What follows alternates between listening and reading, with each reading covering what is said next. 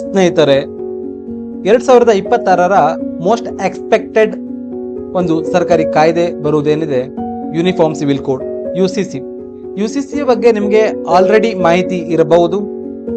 ಆದರೆ ಇವತ್ತು ನಾವು ಕಥೆಗಳ ಮೂಲಕ UCCಯನ್ನ ಅತಿ ಸರಳವಾಗಿ ನಿಮಗೆ ಅರ್ಥ ಮಾಡಿಸುವ ಪ್ರಯತ್ನ ಮಾಡ್ತೇವೆ. ಅಧ್ಯಾಯ 1, ಶಾಂತಿನಗರದ ವಿಚಿತ್ರ ನಿಯಮ. ಬಹಳ ವರ್ಷಗಳ ಹಿಂದೆ ಉತ್ತರಾಖಂಡದ ತಪ್ಪಲು ಪ್ರದೇಶದಲ್ಲಿ ಶಾಂತಿನಗರ ಎಂಬ ಸುಂದರವಾದ ಹಳ್ಳಿ ಇತ್ತು. ಅಲ್ಲಿ ಎಲ್ಲವೂ ಚೆನ್ನಾಗಿತ್ತು. ಆದರೆ ಹಳ್ಳಿಯಲ್ಲಿ ಒಂದು ವಿಚಿತ್ರವಾದ ಪದ್ಧತಿ ಇತ್ತು. ಆ ಊರಿನ ಸುತ್ತಮುತ್ತ 4 ಕೆರೆಗಳಿದ್ದವು.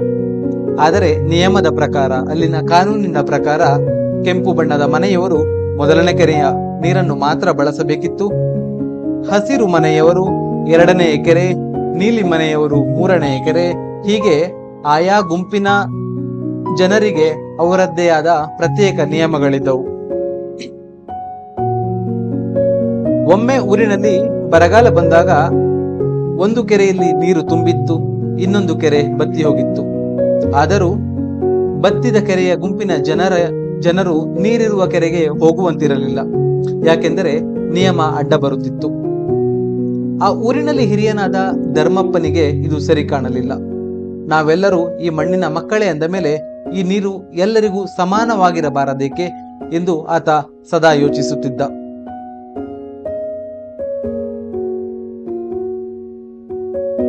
ಇದು ನಮ್ಮ ಭಾರತದ ಇಂದಿನ ವೈಯಕ್ತಿಕ ಕಾನೂನುಗಳ ಸ್ಥಿತಿ, ಅಂದರೆ ಪರ್ಸನಲ್ ಲಾಗಳ ಸ್ಥಿತಿ. ಧರ್ಮದ ಆಧಾರದ ಮೇಲೆ ನಾವು ಕಾನೂನುಗಳನ್ನ ಹಂಚಿಕೊಂಡಿದ್ದೇವೆ. ಕಥೆಯಲ್ಲಿ ಮುಂದುವರಿಯೋಣ. ಇದೇ ಶಾಂತಿನಗರದಲ್ಲಿ ಗೌರಿ ಎಂಬ ಬುದ್ಧಿವಂತ ಹುಡುಗಿಯೊಬ್ಬಳಿದ್ಲು. ಅವಳು ತುಂಬಾ ಓದಿದವಳು. ಬೆಂಗಳೂರಿನ ಪ್ರತಿಷ್ಠಿತ ಕಂಪನಿಯೊಂದರಲ್ಲಿ ಉದ್ಯೋಗ ಮಾಡ್ತಾ ಇದ್ಲು. ಅವಳ ಮನೆಯಲ್ಲಿ ಒಂದು ಆಸ್ತಿ ವಿವಾದ ನಡೆಯುತ್ತಿತ್ತು. ಅವಳ ತಂದೆ ತೀರಿಕೊಂಡಾಗ ಅವಳ ಅಣ್ಣನಿಗೆ ಆಸ್ತಿಯಲ್ಲಿ ದೊಡ್ಡ ಪಾಲು ಸಿಕ್ಕಿತು. ಗೌರಿಗೆ ಮಾತ್ರ ಏನೂ ಸಿಗಲಿಲ್ಲ. ಅವಳು ತನ್ನ ಅಜ್ಜ ಧರ್ಮಪ್ಪನ ಬಳಿ ಹೋಗಿ ಕೇಳಿದಳು, ಅಜ್ಜ, ನನ್ನ ಅಣ್ಣನಿಗೂ ನನಗೂ ಒಂದೇ ರಕ್ತ ತಾನೆ? ಅವನಿಗೊಂದು ನ್ಯಾಯ, ನನಗೊಂದು ನ್ಯಾಯ ಯಾಕೆ? ನಮ್ಮ ಪಕ್ಕದ ಮನೆಯ ನೀಲಿ ಬಣ್ಣದ ಮನೆಯ ಹುಡುಗಿಗೆ ಆಸ್ತಿಯಲ್ಲಿ ಸಮಾನ ಪಾಲು ಸಿಕ್ಕಿದೆ, ಆದರೆ ನನಗೆ ಯಾಕಿಲ್ಲ? ಧರ್ಮಪ್ಪನ ಬಳಿ ಉತ್ತರವಿರಲಿಲ್ಲ. ಧರ್ಮಪ್ಪ ಹೇಳಿದ್ರು, ಮಗಳೇ, ಇದು ನಮ್ಮ ಪೂರ್ವಜರು ಮಾಡಿದ ವೈಯಕ್ತಿಕ ಕಾನೂನು. ನಮ್ಮ ಮನೆಯ ಬಣ್ಣಕ್ಕೆ ಈ ನಿಯಮವೇ ಅನ್ವಯ ಆಗುತ್ತೆ. ಗೌರಿ ಕಣ್ಣೀರು ಹಾಕುತ್ತಾ ಕೇಳಿದಳು, ಅಜ್ಜ, ಆಕಾಶ ಎಲ್ಲರಿಗೂ ಒಂದೇ, ಮಳೆ ಎಲ್ಲರಿಗೂ ಒಂದೇ ಅಂದ ಮೇಲೆ ಮನುಷ್ಯರು ಮಾಡಿದ ಕಾನೂನು ಮಾತ್ರ ಯಾಕೆ ಬಣ್ಣ ನೋಡಿ ಬದಲಾಗಬೇಕು? ಹೀಗೆ ಕಾಲ ಬದಲಾಯಿತು. 2025ರಲ್ಲಿ ಶಾಂತಿನಗರ ಆಧುನಿಕವಾಗಿತ್ತು. ಆದರೆ ಹಳೆಯ ಕಾನೂನುಗಳಿಂದಾಗಿ ಊರಿನ ನ್ಯಾಯಾಲಯಗಳಲ್ಲಿ ಸಾವಿರಾರು ಕೇಸ್ಗಳು ಬಾಕಿ ಇದ್ದವು. ಯಾವ ಕೇಸ್, ಯಾವ ಧರ್ಮದ ಪುಸ್ತಕ ನೋಡಿ ತೀರ್ಮಾನ ಕೊಡಬೇಕು ಎಂಬ ಗೊಂದಲದಲ್ಲಿ ನ್ಯಾಯಾಧೀಶರೇ ಸುಸ್ತಾಗಿದ್ದರು. ಒಮ್ಮೆ ಊರಿನಲ್ಲಿ ಒಬ್ಬ ವ್ಯಕ್ತಿ ತನ್ನ ಮೊದಲ ಹೆಂಡತಿಗೆ ತಿಳಿಸದೆ ಇನ್ನೊಂದು ಮದುವೆಯಾದ. ಆ ಹೆಂಡತಿ ನ್ಯಾಯ ಕೇಳಲು ಹೋದಾಗ ನಮ್ಮ ಧರ್ಮದಲ್ಲಿ ಇದು ನಡೆಯುತ್ತೆ ಎಂಬ ಸಮರ್ಥನೆ ಸಿಕ್ಕಿತ್ತು. ಅತ್ತ ಇನ್ನೊಬ್ಬ ಮಹಿಳೆ ತನ್ನ ಗಂಡನಿಂದ ವಿಚ್ಛೇದನ ಪಡೆದಾಗ ಅವಳಿಗೆ ಜೀವನ ನಡೆಸಲು ಏನು ಸಿಗಲಿಲ್ಲ. ಈ ಅಸಮಾನತೆ ಊರಿನಲ್ಲಿ ಅಶಾಂತಿಯನ್ನ ಹಬ್ಬಿಸಿತ್ತು. ಬೆಂಗಳೂರಿನಲ್ಲಿ ಕೆಲಸ ಮಾಡುತ್ತಿದ್ದ ಗೌರಿ ಊರಿಗೆ ಮರಳಿ ಬಂದ್ಲು. ಅವಳು ಊರಿನ ಜನರನ್ನ ಸೇರಿಸಿ ಒಂದು ಮಾತು ಹೇಳಿದಳು, ನೋಡಿ, ನಾವು ಕ್ರಿಕೆಟ್ ಆಡುವಾಗ ಎಲ್ರಿಗೂ ಒಂದೇ ರೂಲ್ಸ್ ಅಲ್ವಾ? ರಾಹುಲ್ ಹೊಡೆದ್ರೆ 6, ರಹೀಂ ಹೊಡೆದ್ರೆ 4 ಅಂತ ಆಗುತ್ತಾ? ಇಲ್ವಲ್ಲ. ಹಾಗೆ ನಮ್ಮ ದೇಶದಲ್ಲಿ ಅಪರಾಧ ಮಾಡಿದರೆ ಎಲ್ಲರಿಗೂ ಒಂದೇ ಜೈಲು ಶಿಕ್ಷೆ ಇರುವಾಗ ಮದುವೆ ಮತ್ತು ಆಸ್ತಿ ವಿಚಾರದಲ್ಲಿ ಮಾತ್ರ ಯಾಕೆ ಬೇರೆ ಬೇರೆ ಕಾನೂನುಗಳಿರಬೇಕು? ಈ ಗೌರಿಯ ಮಾತುಗಳು ಜನರ ಕಣ್ಣು ತೆರೆಸಿದವು. ಊರಿನವರು ಈ ಬದಲಾವಣೆಯ ಬಗ್ಗೆ ಚರ್ಚೆ ಮಾಡಲು ಪ್ರಾರಂಭ ಮಾಡಿದರು. ಇದರಿಂದ ನಮ್ಮ ಧರ್ಮ ಹೋಗುತ್ತಾ ಎಂದು ಕೆಲವರು ಹೆದರಿದರು. ಗೌರಿ ನಗುತ್ತಾ ಹೇಳಿದಳು, ಖಂಡಿತ ಇಲ್ಲ. ನೀವು ದೇವರನ್ನು ಪೂಜಿಸುವ ರೀತಿ ಬದಲಾಗಲ್ಲ, ನಿಮ್ಮ ಹಬ್ಬಗಳು ಬದಲಾಗಲ್ಲ. ಬದಲಾಗುವುದು ಕೇವಲ ಮನುಷ್ಯರ ನಡುವಿನ ವ್ಯವಹಾರದ ಕಾನೂನು ಮಾತ್ರ. ಅಂದರೆ ಇನ್ನು ಮುಂದೆ ಪ್ರತಿಯೊಬ್ಬ ಮಗಳಿಗೂ ಆಸ್ತಿಯಲ್ಲಿ ಪಾಲು ಸಿಗುತ್ತೆ, ಪ್ರತಿಯೊಬ್ಬ ಹೆಂಡತಿಗೂ ಗೌರವ ಸಿಗುತ್ತೆ. ಇದು ಧರ್ಮದ ವಿರುದ್ಧವಲ್ಲ, ಇದು ತಾರತಮ್ಯದ ವಿರುದ್ಧದ ಹೋರಾಟ. ಹಾಗೆ ಜನವರಿ 27, 2025 ಉತ್ತರಾಖಂಡ ಸರ್ಕಾರ ಸಮಾನ ನಾಗರಿಕ ಸಂಹಿತೆ ಯುಸಿಸಿಯನ್ನ ಜಾರಿಗೆ ತರುತ್ತೆ. ಶಾಂತಿನಗರದ ಆ 4 ಕೆರೆಗಳ ಬೇಲಿಯನ್ನ ಕಿತ್ತು ಹಾಕಲಾಗುತ್ತೆ. ಈಗ ಕೆರೆಯ ನೀರು ಎಲ್ಲರಿಗೂ ಸೇರಿತ್ತು. ಯುಸಿಸಿ ಜಾರಿ ಆದ ಮೇಲೆ ಉತ್ತರಾಖಂಡದಲ್ಲಿ ಮೊದಲನೇದಾಗಿ ಕೋರ್ಟಿನಲ್ಲಿದ್ದ ಕೇಸುಗಳ ತೀರ್ಮಾನಕ್ಕೆ ವೇಗ ಸಿಕ್ಕಿತು. ಯಾಕೆಂದರೆ ಈಗ ಕಾನೂನು ಸ್ಪಷ್ಟವಾಗಿತ್ತು. ಗೌರಿಗೆ ತನ್ನ ತಂದೆಯ ಆಸ್ತಿಯಲ್ಲಿ ಸಮಾನ ಪಾಲು ಸಿಕ್ಕಿತು.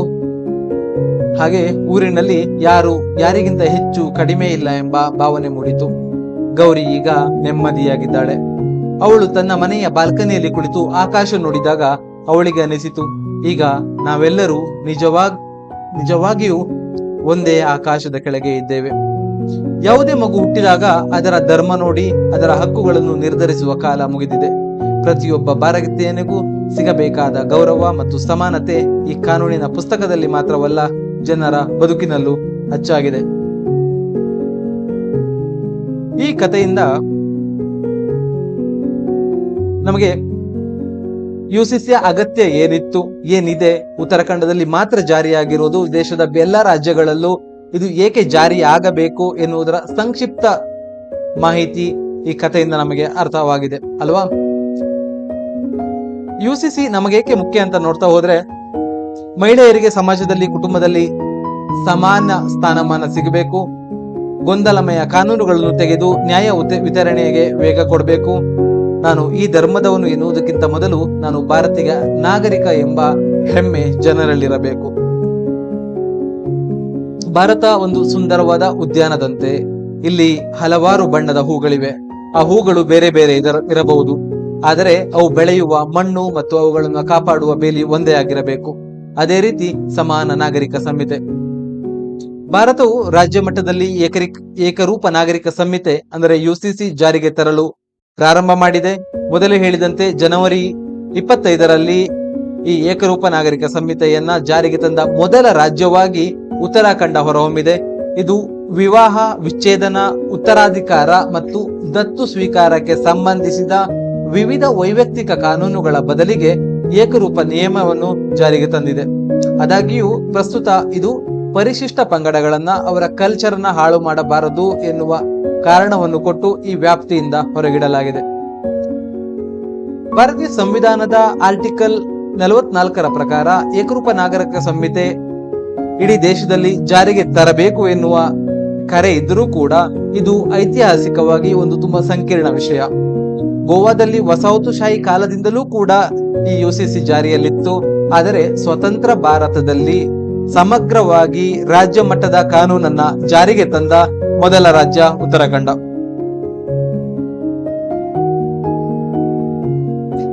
ಕೇಂದ್ರ ಸರ್ಕಾರ ಉತ್ತರಾಖಂಡದ ಅನುಷ್ಠಾನವನ್ನ ಗಮನಿಸಿ ಇಡೀ ದೇಶಾದ್ಯಂತ ಏಕರೂಪ ನಾಗರಿಕ ಸಂಹಿತೆಯನ್ನ ಜಾರಿಗೆ ತರುವ ಬಗ್ಗೆ ಪರಿಶೀಲಿಸುತ್ತಿದೆ.